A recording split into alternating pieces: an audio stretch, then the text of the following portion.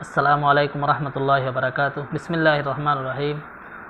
دوستو، امید ہے کہ آپ خیریت سے ہوں گے۔ آج اس ویڈیو کے اندر سورہ کافرون کے تعلق سے کچھ نئی باتیں جاننے کی کوشش کریں گے، مثلا ان کے شان نزول کیا ہے، ان کے فضائل کیا ہے، ساتھ ہی ساتھ اس سے کون سا مسئلہ استخراج ہوتا ہے، نکلتا ہے، اور ساتھ ہی ساتھ ترجمہ اور تفسیر کی روشنی میں آیت قرآنیہ کو ہم سمجھنے کی کوشش کریں گے۔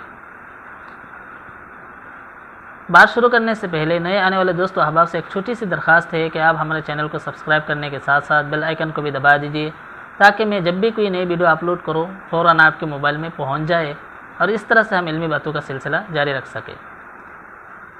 پہلی بات، ان کے فضائل کیا ہے۔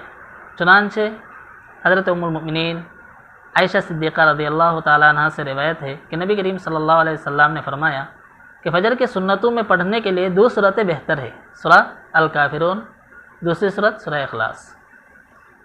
اسی طرح تفسیر ابن کثیر میں کئی صحابہ سے منقول ہے کہ نبی کریم صلی اللہ علیہ وسلم کو انہوں نے سورہ الکافرون اور سورہ الاخلاص کو فجر کی سنتوں میں اور بعد نماز کے مغرب کے سنتوں میں پڑھتے ہوئے سنا۔ اسی طرح حضرت علی سے بھی ایک روایت ہے کہ نبی کریم صلی اللہ علیہ وسلم کو ایک مرتبہ بچھو نے کاٹ لیا تو سورہ الکافرون اور معوذتین کا سہارا لیا۔ اسی طرح کئی صحابہ سے یہ بھی منقول ہے کہ ان لوگوں نے آپ صلی اللہ علیہ وسلم سے یہ عرض کیا، اے اللہ کے رسول، ہمیں کوئی دعا سکھا دیجئے جس کو ہم سونے سے پہلے پڑھ لیا کریں۔ آپ صلی اللہ علیہ وسلم نے اس سورت کی تلقین فرمائی، یعنی سورہ الکافرون کی، کہ اس کو پڑھ لیا کرو کیونکہ اس میں کفر اور شرک سے براءت ہے۔ یہ تو اس سورت کے فضائل ہے جو احادیث کی کتابوں میں وارد ہے۔ ان کے شان نزول کیا ہے؟ چنانچہ تفسیری کتابوں میں مذکور ہے کہ یہ سورت اس وقت نازل ہوئی جب مکہ مکرمہ کے کچھ سرداروں نے، جس میں ولید بن مغیرہ، عاص بن وائل وغیرہ شامل تھے، ان لوگوں نے آپ صلی اللہ علیہ وسلم سے صلح کی یہ تجویز پیش کی کہ ایک سال آپ ہمارے معبودوں کی عبادت کر لیا کریں، ایک سال ہم آپ کے معبود کی عبادت کر لیا کریں گے۔ اور کچھ لوگوں نے اسی قسم کے اور کچھ تجویزیں پیش کی جن کا خلاصہ یہ تھا کہ آپ صلی اللہ علیہ وسلم ان کے طریقہ پر عبادت کے لیے آمادہ ہو جائے، اس طرح آپس میں صلح ہو سکتی ہے۔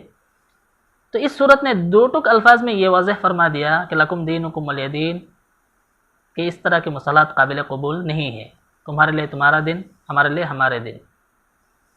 یعنی ایمان اور کفر و شرک کے درمیان اس قسم کی مصالحت جس سے حق اور باطل کا امتیاز ختم ہو جائے، دین برحق میں ملاوٹ کر دی جائے، کفر کی ملاوٹ کر دی جائے، شرک کی ملاوٹ کر دی جائے، اس قسم کی مصالحت قابل قبول نہیں ہے، ہرگز برداشت نہیں ہے، جائز نہیں ہے۔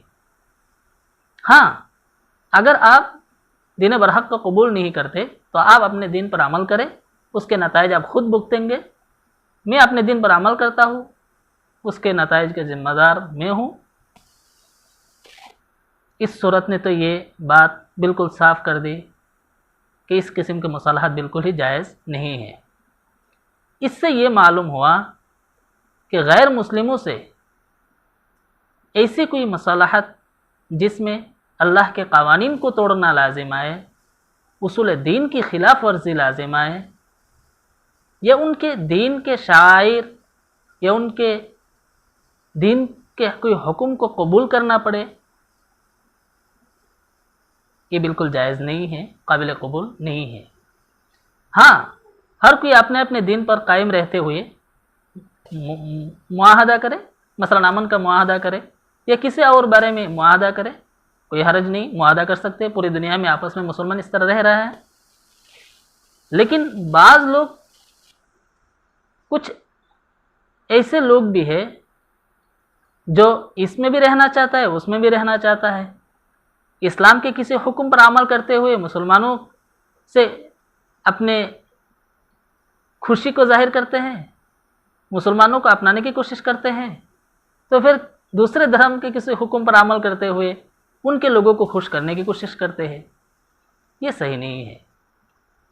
اسلام میں ہے، قرآن میں ہے، لا اکراہ فی الدین، دین میں کوئی زبردستی نہیں ہے، اب یا تو اس میں رہے یا اس میں رہے، لیکن بیچ میں جو منافقانہ طریقہ ہے، رویہ ہے، اس سے ہر سماج کو یا مذہب کے ماننے والوں کو دلی نقصان پہنچتا ہے۔ یہ صحیح نہیں ہے، بالکل غلط ہے، اس سے باز آنا چاہیے۔ آپ مانیے، آپ اپنے دھرم مانیے، میں اپنے دھرم مانتا ہوں، اس سے تو کسی کو کوئی پریشانی نہیں ہے، لیکن دکھاوا کے طور پر یہ صحیح نہیں ہے۔ تو اب ہم آیاتوں کو سمجھتے ہیں۔ پہلے آیات، قل یا ایھا الکافرون، اب کہہ دیجیے اے پیغمبر، اے حق کے انکار کرنے والو، لا اعبد ما تعبدون ولا انتم عابدون ما اعبد۔ یہ پہلے دو آیات ہیں، اب اس کو فی الحال کے معنی میں لے لیجئے اور بعد والے آیات کو استقبال کے معنی میں لے لیجئے، تو پھر تکرار لازم نہیں آئے گا۔ لا اعبد ما تعبدون، تم جن چیزوں کی عبادت کرتے ہو فی الحال میں اس کی عبادت نہیں کرتا۔ ولا انتم عابدون ما اعبد، اور تم اس چیز کی عبادت، اس ذات کی عبادت نہیں کرتے جس کی میں عبادت کرتا ہوں۔ ولا انا عابد ما عبدتم، اور نہ میں آئندہ کسی زمانہ میں اس چیز کی عبادت کرنے والا ہو یا کروں گا جس کی تم عبادت کرتے ہو۔ ولا انتم عابدون ما اعبد، اور نہ تم اس ذات واجب الوجود کی عبادت کرنے والے ہو جس کی میں عبادت کرتا ہوں۔ لکم دینکم ولی دین، تمہارے لیے تمہارے دین ہے، میرے لیے میرا دین ہے۔ یہ اس سے کیا معلوم ہوا؟ کوئی آدمی موحد ہو کر، اللہ کو ایک جان کر، مان کر، وہ دوسرے غیر اللہ کی عبادت کرے، یہ نہیں ہو سکتا۔ اسی طرح کوئی آدمی غیر اللہ کی بھی عبادت کرے، مشرک ہو کر حالت شرک میں رہتے ہوئے وہ اللہ کی بھی عبادت کرے، ایسا نہیں ہو سکتا۔ دونوں میں سے کسی ایک کو چننا پڑے گا، یا تو آپ اس کو قبول کرے یا آپ اس کو قبول کرے۔ لکم دینکم ولی دین، لنا اعمالنا ولکم اعمالکم۔ تو یہ آیات ہے جس سے صاف معلوم ہوتا ہے کہ ہمیں اپنے رب کی عبادت کرنے کی کوشش کرنی چاہیے، ساتھ ساتھ خوش و خضوع کے ساتھ اپنے رب کی عبادت کو انجام دینے کی کوشش کرنی چاہیے۔ اور دوسرے دھرم کے جو لوگ ہیں جو اپنے مذہب پر فالو کر رہا ہے، اپنے مذہب کو فالو کر رہا ہے، ان کو ان کا حال پر چھوڑ دینا چاہیے۔